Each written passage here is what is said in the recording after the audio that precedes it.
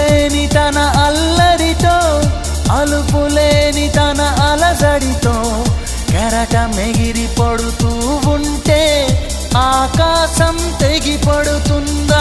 మనసుంటే మార్గం ఉంది కదా, అనుకుంటే అందనిదుంటుందా?